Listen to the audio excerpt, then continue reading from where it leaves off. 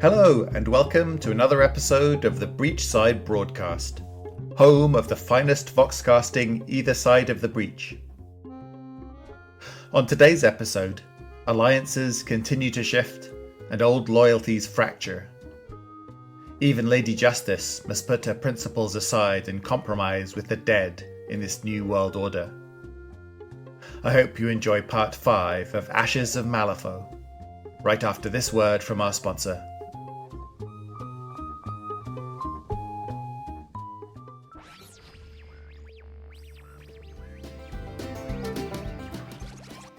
This episode of the Breachside Broadcast is brought to you by Condor Rails, Malifaux's most reliable rail service.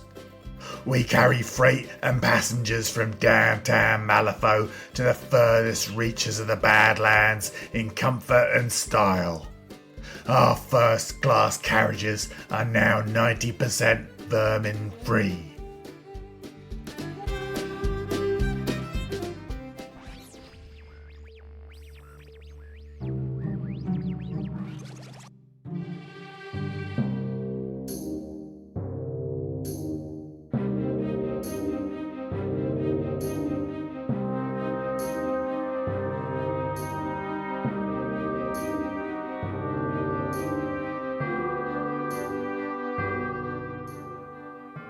The pocket watch in Anya's palm ticked forward inexorably.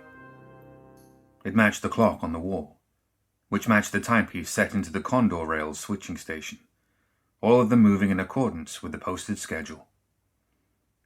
The yard below hummed with activity, all of it dictated by the smoothly flowing hands of Anya's watch. Trains came, trains went. Cargo was loaded and offloaded, a symphony of steam and steel and beating hearts, perfectly on schedule. Almost. Anya snapped the lid of her pocket watch shut. "Why is 2:30 heavy late?" she asked no one in particular. This was the 4th train late in half as many weeks, and that couldn't stand. Anya waited for an answer that never came. "Mom, you're going to want to see this," the chief conductor murmured, pointing out the window. He took a few steps to the side as Anya strode to the window overlooking the rail yard. Hundreds of figures were gathering just outside the main station, green lights burning in their eyes. The evening and distance made it difficult to pick out individuals, but Anya could see the unmistakable silhouettes of slumping undead standing alongside regular humans. "Get the Catalans to set up a perimeter," Anya ordered. She couldn't stop staring at the only spot in the gloom that moved, a dancing green flame laced with orange and blue. "And call the death marshals." Anya swept down the stairs with an accompaniment of conductors and messengers. 2:30 heavy was now 6 minutes late and counting. That was unacceptable. Almost an hour later, Lady Justice stood at cold attention along the rails of the main shunting yard. Curious rail workers and inconvenienced conductors surrounded a dozen death marshals, more than happy to put the guild's forces between them and the intruders. Neither human nor undead had moved since they first arrived. The serene glow from the lantern filled every set of eyes. All waited patiently. Eventually, the young Lycarian broke the silence. "Aren't you going to do something?" Anya said, exasperated. "This is Southgate, not some backwater rail yard. We have schedules to keep and shipments to make for everyone, including the guild." "This is a unique situation. If I can prevent loss of life or stop this from devolving into violence, I will do so." "Our trains need to move one way or another," Anya retorted sharply. "Calling you already cost us too much time. You're here to handle this, not be a diplomat." Lady Justice pointedly ignored Anya and continued scanning the surrounding rail yard. Hundreds of bodies reflected in her non-sight. The greenish tint of necromancy surrounded all of them. Nothing about this felt right. There was no aggression, no faltering mindlessness so common with the undead. Justice expected that behavior from necromancers like Dr. McMorning, but even Nicodem hadn't commanded this level of obedience with his corpses. Nor did he exert such influence over the living. It was unfamiliar, and frighteningly so. The familiar itch to draw steel worked its way through Lady Justice's hands, but she fought it. Launching an attack now would be a coin flip, Each marshal was worth 20 undead in combat, but the cult had grown as more members filed into the train yard, slimming the Special Division's advantage. Even worse, only a fraction of Southgate Station's personnel knew how to fight. Every other worker was just meat waiting to be thrown into a grinder. Even more concerning was the cult's organization. A majority of the front line consisted of shield-bearers willing to give their lives. Zombies stood behind, intermingled with the living. Innocence, Justice reminded herself. No victory in making the gallows choice for a person trapped inside their own head. At the center of it all was the necromancer herself. Clever and very strong. Lady Justice could taste the sickly tang of magic emanating from the woman. She'd only sensed necromancy that powerful a handful of times. "The marshals are ready. What are your orders?" the judge asked, having slipped calmly between Condor Rail's employees to stand at Lady Justice's side. Caution from old memories made Justice speak in a level voice. "Keep holding. We don't have the numbers or a strong enough angle of attack to end this quickly." A loud scoff of irritation sounded behind the two marshals. "You may not, but I do." Anya raised a hand. Cadres of Catalan gunners on Southgate's upper floors checked the action on their rifles. A steady murmur from the surrounding rail workers mingled with the sound of sliding bolts and hissing pistons. "What are you—" Lady Justice began, only to be cut off by a loud fusillade of shots. Immediately she sensed necromantic tendrils break from bodies pierced with Catalan bullets. Then, almost as quickly, she felt a warmth. As one, the wounded and newly dead, stood up, the cult's ranks looked unchanged. Again, Anya ordered with a frown. A second wave of shots, with the same results. She was about to raise her hand again when Lady Justice grabbed her wrist, twisting hard. Anya yelped, pain quickly turning into rage. "What are you doing? I'm asking you the same thing." Lady Justice threw her arm down, trying to suppress her own rising anxiety. "You don't know what we're dealing with here. Stand down." Justice's tone grew very cold. "Or I'll get Madison's lawyers down here with a murder charge so fast your head will spin." Even blind, the marshal could feel the rage burning in Anya's eyes. In the moment, offending a magnate didn't matter. There hadn't been any change in the cult's behavior after the Catalan shots, but that patience would end. The marshal just didn't know when. Lady Justice felt the judge tap her shoulder, but she was already turning. Warmth spilled across her mind. Calm infused the air around Southgate. Justice felt her anxiety soften as she watched the assembled cult separated from the back, dividing into two halves. Bodies moved as one, as though controlled by the gentle touch of a single indomitable will. A wave of heat washed over Lady Justice. Her empty eyes saw fire, tinged with the green of necromancy, utterly filling a figure stepping through the crowd. She was a slight woman, in dark, somber clothes. Head swathed in a deep hood pulled almost all the way back. Her eyes were deep and kind, but filled with infernal light. A burning lantern dangled from her hand. The woman walked almost casually, as though the potential violence and destruction that surrounded her on a hair trigger was merely part of her evening walk. Reva Cortinas stopped, just before she passed her group's shield wall. She inclined her head in greeting. "I have no quarrel with you, Miss Lycarian. So long as your people do not harm mine, none shall come to you or yours. To the rest of you, I bring peace." The final word rang out impossibly deep and loud throughout all of Southgate, followed by a wave of force. In an instinctual response, the heads of the marshals lit aflame to avoid the necromantic magic worming its way into their brains. Weaker minds weren't so lucky. Dozens more across Southgate gave in to the necromancer's reassuring words, eyes filling with the burning green of Reva's lantern. Tools and weapons clattered to the ground. They slid into comfortable stances that matched all standing within the cult. "Marshal, what a pleasant surprise. Will you be mediating this dispute?" Justice looked at Reva. Something deep within the lantern's fire stared back. An opening to the place where neither life nor death had meaning. The power emanating from the necromancer was almost painful to look at, but Lady Justice kept her voice loud and steady, despite a different voice in her head telling her to strike down the cult leader with a swing of her sword. There doesn't need to be any bloodshed here tonight. If you've got terms, we're willing to hear them. Reva inclined her head in agreement, taking a few steps forward. If you have a clear shot, take it, Justice murmured to Anya. Without hesitation, the young woman gave a curt nod to one of the Catalans. As quietly as they could, a number of gunners raised their firearms, each barrel trained on the necromancer. Before any shots went off, Reva bowed her head. Flame pulsed from her lantern once more, this time moving with purpose. Sickly green light clouded dozens of Catalan eyes. Their owners twitched and seemed to struggle briefly before the magic took hold. As one, they aimed their rifles straight at Anya Lycarian. Condor Rails has abused and harassed my people enough, Reva intoned. Even your own turn against you if I give them a way out from under your thumb. Do not take us for fools, Miss Lycarian. Why have you come here? Justice asked, desperately trying to get the necromancer to switch her focus. The marshals knew how to handle the dead.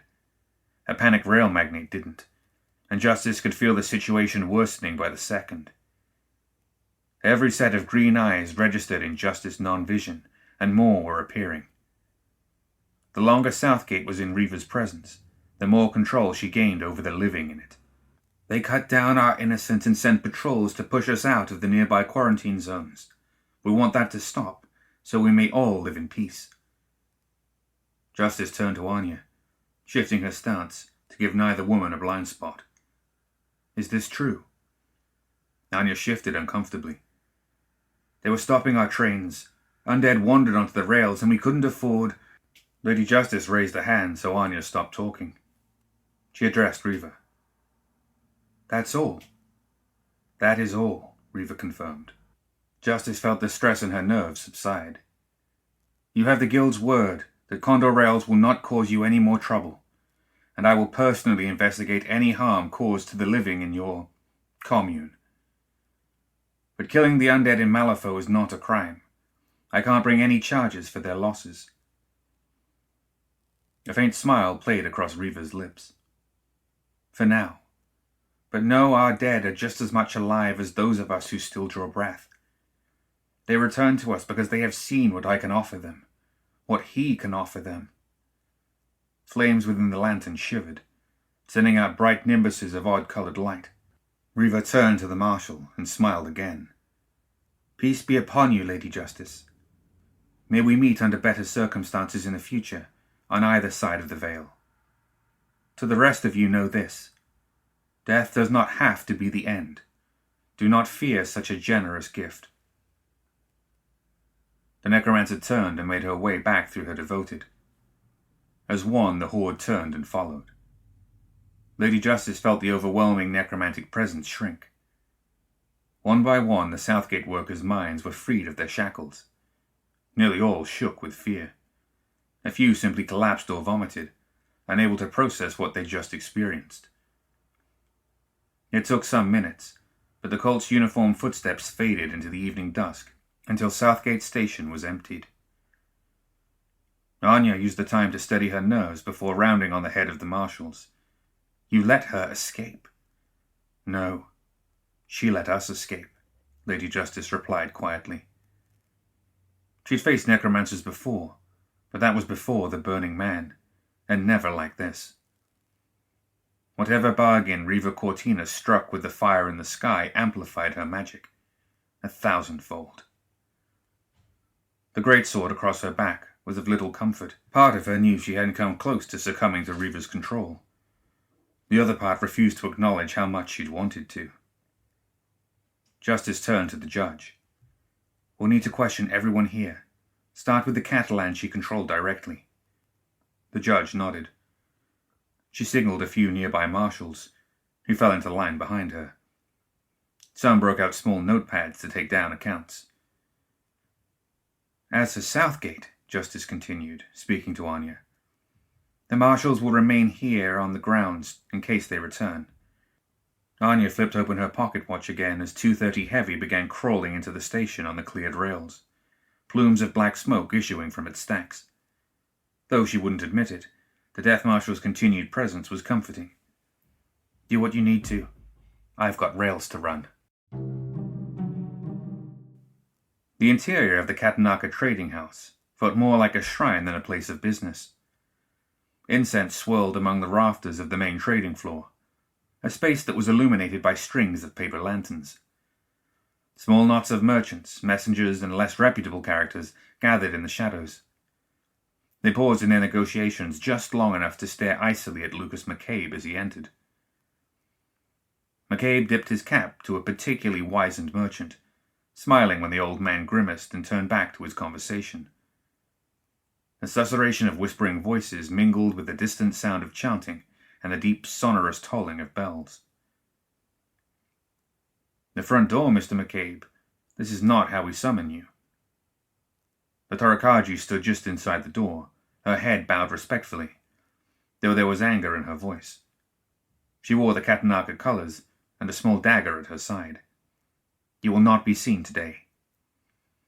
"I'm just a man of business, here to see the Oyabun," McCabe said. "Nothing wrong with that." "The Oyabun has no business with you." "Oh, she will when she hears what I've got to say. It's about her friend, the Burning Man. So, you want to fetch her? Or should I wait here?" McCabe leaned against an abandoned stall and drew a cigar from an inner pocket. "Until I've been properly summoned." The Torakaji fidgeted briefly, then disappeared deeper into the trading house. McCabe waited, adding cigar smoke to the swirling incense. When the assassin returned, she didn't speak, only waved McCabe forward. The upper chambers were no less solemn than the main floor, though there was something different about them, quieter. Stolid guards stood at every intersection and before every door. But behind the doors that led off the hallway, McCabe could hear the unmistakable sounds of business being conducted. The clatter of abakai, the counting of coins, the back and forth of negotiations and sales pitches.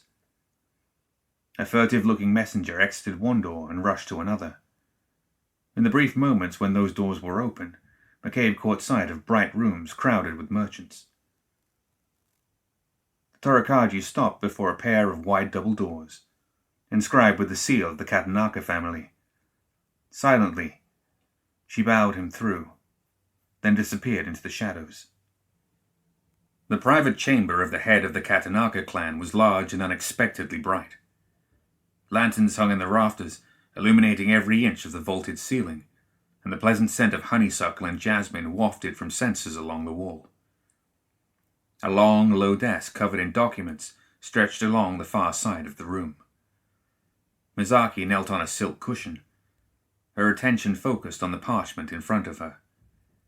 She held a calligraphy brush in one hand, the other holding her sleeve off the still wet ink. McCabe stood at loose attention just inside the door. Eventually he grew impatient and cleared his throat. Misaki glanced up. "Quite an operation you've got here," McCabe said. "All that business downstairs with the incense and the chanting had me wondering. There have been stories about you. Madness claims the Oyabun of the Katanaka family. There are people sniffing around, asking questions." "And how do you answer those questions, Mr. McCabe?" Misaki sat motionless, like a cat on the verge of pouncing. McCabe smiled. "Don't know nothing, haven't seen nothing, ain't interested in finding anything out." He rubbed the back of his neck, looking around the bright room. "And I'm definitely not going to mention this. I take it you're feeling better." "His influence wanes," Misaki said, turning once again to the contract. "Though if weakness is suspected, it is sometimes better to let one's enemies think it remains, to see what they do and who they approach. Besides, who knows how long this will last, eh? Burning Man could pop into the sky tomorrow, and then where would you be?" Misaki froze at this, the brush vibrating in her fingers. Flecks of ink sprayed across the contract. "You have imposed yourself on my schedule, Mr. McCabe. The least you can do is show the propriety of patience," she said, carefully blotting the page. "We're all busy, Mom. I figure if we can handle this quickly, you can get back to your business, and I can get back to mine."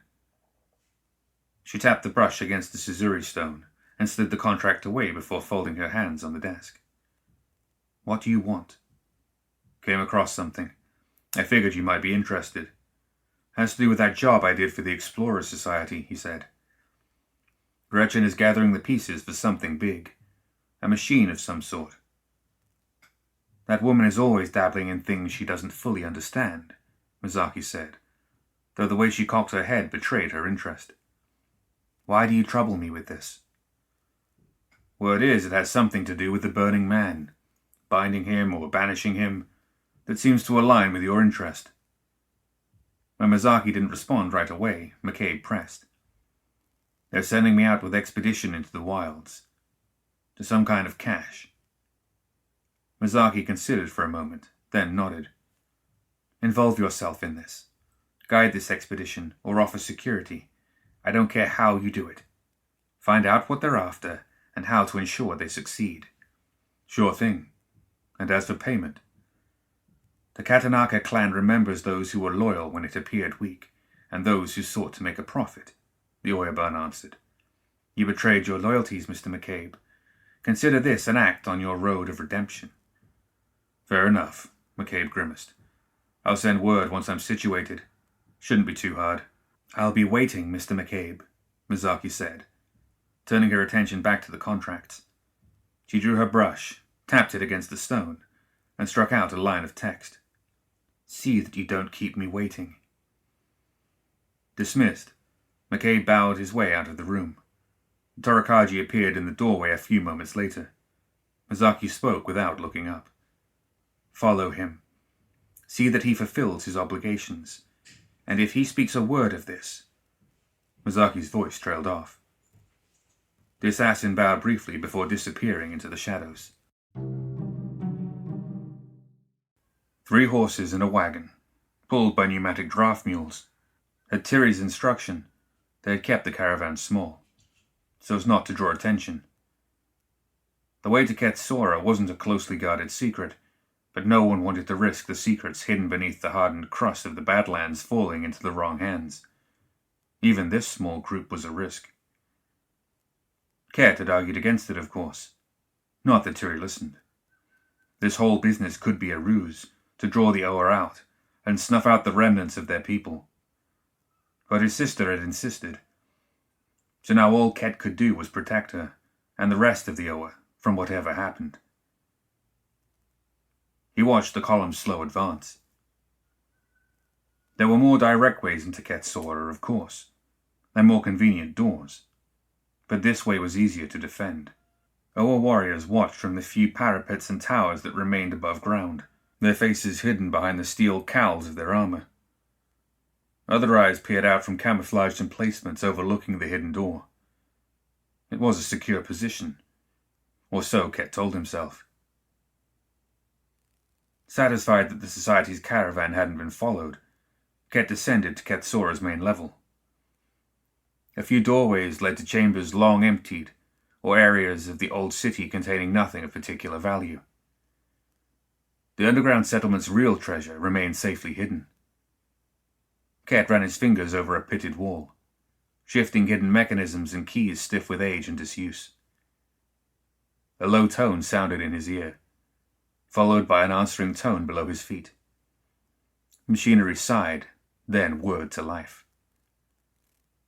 The sand shifted beneath Ket's taloned feet, and a low rumble echoed through his bones. The wall before him shivered and disappeared, revealing a dark opening, a simple trick of enchanting magic, but an effective one. Tiri and Parsons stood just inside the door. Both blinked against the sudden glare. Ket adjusted his visor, drawing her and the half-dozen other figures waiting inside into sharp relief. Their grandmother, Eva. Her cartouche, now entombed in the Iron Matron, loomed over Tiri's shoulder. Of those waiting to assist, only Parson was unfamiliar to Ket. He still didn't know what to think of the solitary forge master. Years separated from the Oa remnant changed him. Ket just didn't know how. Tiri stepped forward. Your friends are nearly here, Ket said. Are you still sure about this? They can be trusted, or at least they can be of assistance to us, Tiri answered. Those are two different things, Ket replied. Just then the vanguard of the society party came around the corner. A grizzled-looking man in a rumpled leather hat slumped in the saddle of a broken-down roan. He peered at the open door and the gathering of Oa, then shouted something over his shoulder. The rest of the party followed in the wake of the rider at the front. A young woman with long brown hair, wearing heavy overalls and a pair of well-used boots, rode beside the wagon. The third horse carried excavating tools, while a dozen or so figures rode in the wagon. They sat in eerie silence, their eyes tilted up at the sky, faces slack, except for one young man in bright blue overalls who steered the wagon. Dark veins circled his eyes, and the angles of his shoulders looked wrong. Human or not, there is something wrong with that child, Ava whispered. It was strange, hearing her familiar voice, filtered through the pipes of the construct. Comforting, yet unsettling at the same time. The Cadmus entity, Tiri answered. The society seems to trust it. They served Titania once, Ket pondered, shouldering his staff. These humans are meddling in things they don't understand. That bond is broken. They are loyal to Gretchen now, she claims. By now the wagon and its riders were close enough to hail. Ket and the others moved away from the entrance to the underground lair, giving the wagon room to pass. The lead rider ambled up to Tiri. Mom, he said, looking from her to the towering presence of the Iron Matron, and finally to Ket. He dismounted stiffly, taking a moment to work the feeling back into his legs. Lady Janus sends her regards. Tahan, Mr. McCabe, Tiri answered, stumbling over the unfamiliar title. Do you have all that we need? Gretchen briefed me on the parameters, and if that's not enough, Jessie here can work it out, he said, nodding to the younger woman beside him. Don't let her good looks fool you. She's a bright one. And don't you let Lucas' kind words and charming demeanor fool you, Jessie said. He's a real asshole. Lucas grunted and shook his head. Then he peered deeper into the cavern. So this is home, eh? Seems nice. Its glory has fallen, but it serves our purposes, Tiri answered. Come. The necessary parts are in the second antechamber. This way. Do you have the schematic? All right here, Lucas said, tapping his forehead. Wouldn't want it falling into the wrong hands, would we? My thoughts exactly, Ket said sourly. Tiri frowned at him, but guided McCabe, Jessie, and the wagon of silent watchers inside. The Iron Matron brought up the rear. Ket watched them go with unease. You don't trust them? Parson asked. The Owen Forge Master hadn't followed Tiri back into Kethsora's interior. Do you? At that, the old Forge Master shrugged, an uncomfortably human gesture. There are worse allies and worse enemies. The danger they pose can be calculated, and the advantage weighed. I would not have brought you to them if I thought it would endanger our people. You left us long ago, Forge Master. Our people, our troubles, even your name. You belong with the humans now. Ket tapped his spear against the ground, cycling the action. How do I know what you'd risk and what you value? Parson's eyes flashed, and his tone cold. I didn't leave, I was left. I thought my people lost to Cherufe, burned away with the rest of our glories. You don't know what that's like, living without the hope of family or the comfort of your blood. Parson squared up to Ket, hefting his ancient hammer. There's nothing I wouldn't do, nothing I wouldn't give to ensure the safety of the Oa. All of the Oa. Even you. With that, Parson descended into the hidden city, leaving Ket with his thoughts. Why couldn't they understand? Why were they so quick to trust? Tiri, Ket could understand. She had been a baby when Cherufe came for them. She never knew the true glory of the Oa, nor the horror of their fall. But Parson, Ava, the others, they should be more careful, more vigilant.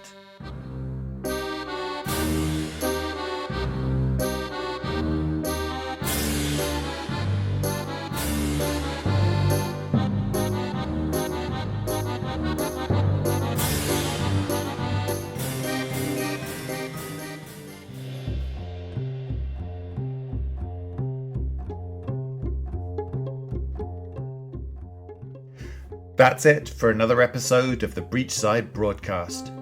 Join us next time for the continuation of Ashes of Malifaux.